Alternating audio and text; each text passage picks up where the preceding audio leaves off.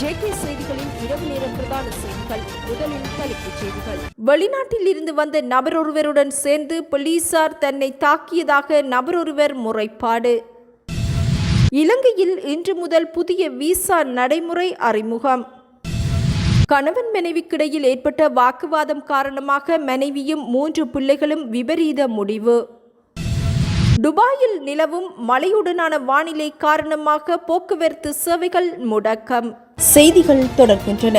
நாடளாவிய ரீதியில் வாகன திருட்டு, வீடு உடைப்பு, தங்கச்சங்கிலி பறிப்பது போன்றவற்றை குறைக்கும் விசேட செயற்திட்டம் ஒன்று ஆரம்பிக்கப்படவுள்ளது. மே மாதம் 1ஆம் தேதி முதல் இந்நடவடிக்கையை அமுல்படுத்த 3 மாத கால இலக்கு வழங்க பொலிஸ் மா அதிபர் தேசபந்து தென்னக்கோன் நடவடிக்கை எடுத்துள்ளார். பாதாள உலக குழுக்களை ஒடுக்குவதற்காக அமுல்படுத்தப்பட்டுள்ள யுக்திய நடவடிக்கையுடன் இணைந்து இதற்கான செயற்திட்டத்தை மே மாதம் 1ஆம் தேதிக்கு முன்னர் வழங்குமாறு சிரேஷ்ட போலீஸ் அத்தியட்சகர்களுக்கு நேற்று பொலிஸ் மா அதிபர் உத்தரவிட்டுள்ளார். இந்த விசேட நடவடிக்கைக்காக போலீஸ் பிரிவுகளில் 60% போலீஸ் உத்தியோகத்தர்களை போலீஸ் நிலையங்களுக்கு வெளியே நெடுஞ்சாலை கடமைகளில் உடனடியாக ஈடுபடுமாறும் உத்தரவிடப்பட்டுள்ளது. பொதுமக்கள் குற்றச்செயல்களுக்கு அச்சமின்றி வாழக்கூடிய சமூகத்தையும் சூழலையும் உருவாக்குவதே போலீசாரின் தொலைநோக்கு பார்வையாகும். எனினும் அந்த தொலைநோக்கு பார்வையை அடைய முடியவில்லை. போலீசாரின் கவனம் வேறு தேவைகளுக்கு பயன்படுத்தப்பட்டமையே இதற்கு காரணம் எனவும் போலீஸ் மா அதிபர் தெரிவித்துள்ளார். எனவே இந்த புத்தாண்டு விடியலின் பின்னர் போலீசாரின் கவனம் குற்றச்செயல்கள் அற்ற சமூகத்தை உருவாக்குவதை இலக்காக கொள்ள வேண்டும் என போலீஸ் மா அதிபர் அறிவுறுத்தியுள்ளார். மே 1ஆம் தேதி முதல் 3 மாதங்களுக்குள் விசேட செயற்திட்டத்தை நடைமுறைப்படுத்தவும் கடந்த வருடம் பதிவான 32% வன்முறை குற்றங்களை மிக குறைந்த மட்டத்திற்கு குறைக்கவும் இதன் மூலம் போலீஸ் மா அதிபர் இலக்கொன்றை நிர்ணயித்துள்ளார். பெண்கள் தங்க நகையை அணிந்து செல்லும் சூழலும் பொதுமக்கள் மார்க்கெட்டிற்கு மோட்டார் சைக்கிள் வாகனங்களில் செல்லக்கூடிய சூழலும் உருவாக்கப்பட வேண்டும் எனவும் போலீஸ் மா அதிபர் அறிவுறுத்தியுள்ளார்.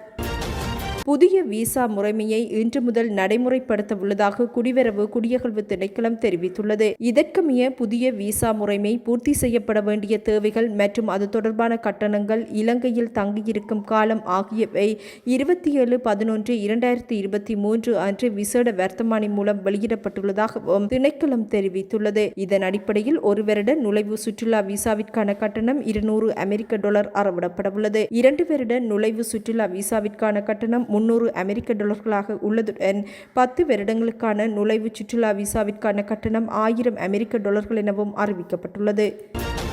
முன்னாள் ஜனாதிபதியும் ஸ்ரீலங்கா சுதந்திர கட்சியின் தலைவருமான மைத்ரிபால சிறிசேன சூழ்ச்சி வேலையில் சிக்கியுள்ளதாக நாடாளுமன்ற உறுப்பினர் காமினி வெலப்பொட தெரிவித்துள்ளார். இந்த சூழ்ச்சி திட்டம் காரணமாக கட்சியின் பொதுச் செயலாளர் பதவியில் இருந்து தயாஸ்ரீ ஜெயசக்கரவை நீக்கியதாகவும் அவர் சுட்டிக்காட்டியுள்ளார். இதன் விளைவாக தற்போது எதிர்வரும் தேர்தலில் வேறு கட்சிகளில் போட்டியிட முடியாத பொருத்தமற்றவர்கள் சிலர் கட்சியை பிடித்துக் கொண்டுள்ளதாகவும் அவர் தெரிவித்துள்ளார்.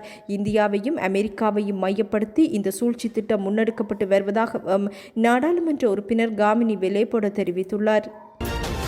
மறைந்த முன்னாள் பிரதியமைச்சர் பாலித்த தேவரபெரும மீதும் அவர் சார்ந்த கட்சி மீதும் பல்வேறு அரசியல் விமர்சனங்களை முன்வைக்க முடியும். எனினும் கிளிநொச்சியில் வெள்ள அனர்த்தம் ஏற்பட்ட போது அவர் உடனே வந்து தமிழ் மக்களுக்கு செய்த உதவிகள் மறக்க முடியாதவை.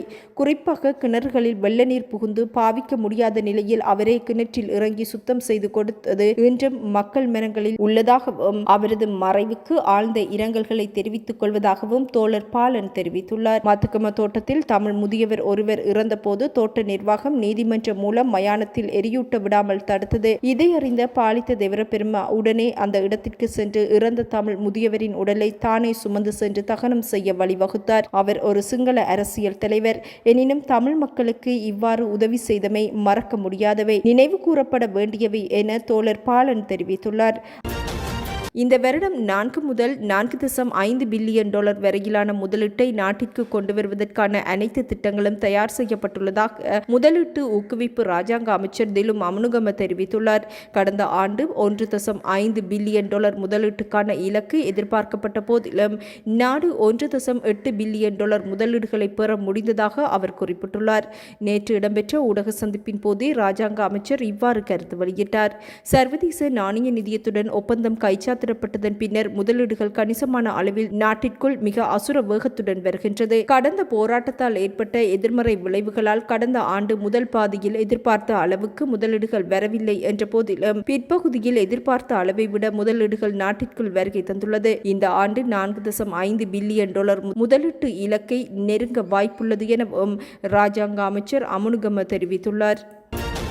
கம்பளை மொரகேன பிரதேசத்தில் வசிக்கும் தாய் மற்றும் 3 பிள்ளைகள் விஷமருந்திய நிலையில் கம்பளை போதனா வைத்தியசாலையில் அனுமதிக்கப்பட்டுள்ளனர். 38 வயதுடைய பெண்ணொருவரும் அவரது 16 மற்றும் 13 10 வயதுடைய 3 ஆண் பிள்ளைகளுமே இவ்வாறு விஷமருந்தியுள்ளதாக போலீசார் தெரிவித்துள்ளனர். கம்பளை பன்விலதன்ன பிரதேசத்தில் இடம்பெற்ற புத்தாண்டு இசை நிகழ்ச்சியை குறித்த நால்வரும் நேற்று முன்தினம் இரவு பார்வையிடச் சென்றுள்ளனர்.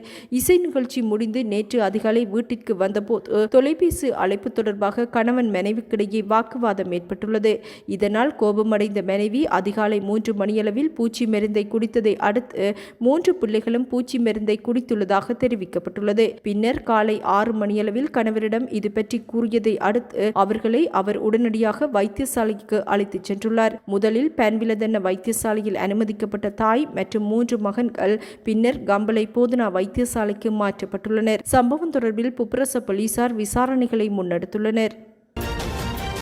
வெளிநாட்டில் இருந்து வருகை தந்த நபர் ஒருவர் போலீசாருடன் சேர்ந்து தன்னை தாக்கியதாக வவுனியாவைச் சேர்ந்த குடும்பஸ்தர் ஒருவர் முறைப்பாடு செய்துள்ளார். பாதிக்கப்பட்ட நபர் தற்போது வவுனியா வைத்தியசாலையில் அனுமதிக்கப்பட்டுள்ளார். வவுனியா சின்னப்பூவரசம் குளத்தைச் சேர்ந்த ஒரு பிள்ளையின் தந்தையே இவ்வாறு வைத்தியசாலையில் அனுமதிக்கப்பட்டுள்ளார். நேற்று ஒரு விசாரணை இருப்பதாக குறிப்பிட்டு புளியங்குளம் போலீசார் விசாரணைக்கு அழைத்த போது அங்கு சென்று தனது தொலைபேசி மற்றும் கைப்பை என்பன பறிக்கப்பட்டு கையிலும் விலங்கிடப்பட்டதாக பாதிக்கப்பட்ட நபர் தெரிவித்துள்ளார். தொடர்ந்தும் போலீஸ் நிலைய பதில் பொறுப்பதிகாரி உட்பட ஏனைய போலீசார் தன்னை பிடித்து வைத்திருக்க வெளிநாட்டில் இருந்து வருகை தந்த நபரொருவர் போலீஸ் நிலையத்திற்குள் வைத்து தன்னை தாக்கியதாகவும் அந்நபர் கவலை வெளியிட்டுள்ளார். அத்துடன் நாய் போன்று இழுத்துச் சென்ற அவர்கள் அந்நபரின் வாகனத்தில் ஏற்ற முற்பட்ட போது தான் பொதுமக்களின் உதவியை நாடிய நிலையில் மீண்டும் போலீஸ் நிலையத்திற்குள் இழுத்துச் சென்று அங்கு பதில் போலீஸ் பொறுப்பதிகாரி அவரது சப்பாத்து கால்களால் தனது நெஞ்சில் தாக்கியதாகவும் அவர் தெரிவித்துள்ளார். சம்பவத்தை அடுத்து குறித்த இடத்திற்கு சென்ற போலீஸ் உயர் அதிகாரி ஒருவர்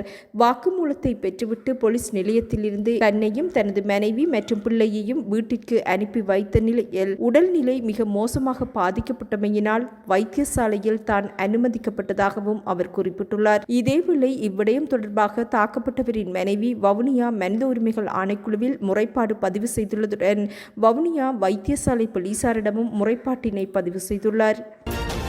ஐக்கிய அரபு அமீரகம் முழுவதும் நேற்று பெய்த பலத்த மழை காரணமாக விமான சேவைகள் முடக்கப்பட்டுள்ளதுடன் பல வீதிகளில் வெள்ள நீர் தேங்கியுள்ளமையினால் வாகன போக்குவரத்துகளுக்கும் இடையூறு ஏற்பட்டுள்ளது. சர்வதேச பயணிகள் அதிகம் பெறக்கூடிய உலகில் பரபரப்புடன் இயங்கக்கூடிய துபாய் சர்வதேச விமான நிலையத்தில் வெள்ள நீர் பெரும் பாதிப்பை ஏற்படுத்தியுள்ளதாக தெரிவிக்கப்பட்டுள்ளது.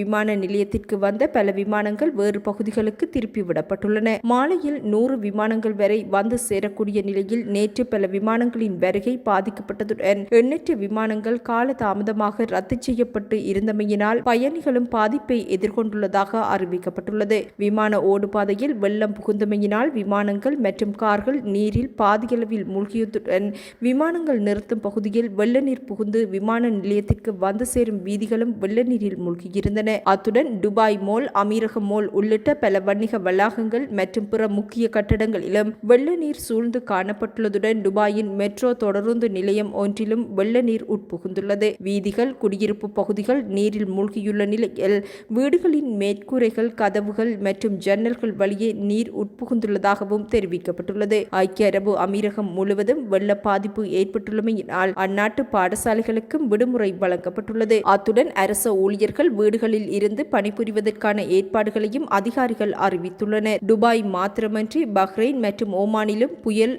மற்றும் வெள்ளம் ஏற்பட்டுள்ளதாக அறிவிக்கப்பட்டுள்ளது. ஓமான் நாட்டில் பெய்த மழை மற்றும் பெரு வெள்ளத்தினால் 18 பேர் உயிரிழந்துள்ளதுடன் தொடர்ந்து சில நாட்களுக்கு ஓமானின் வடகிழக்கு மற்றும் வடக்கு பகுதியில் பலத்த மழை பெய்யக்கூடும் என எதிர்பார்க்கப்படுவதாகவும் அறிவிக்கப்பட்டுள்ளது.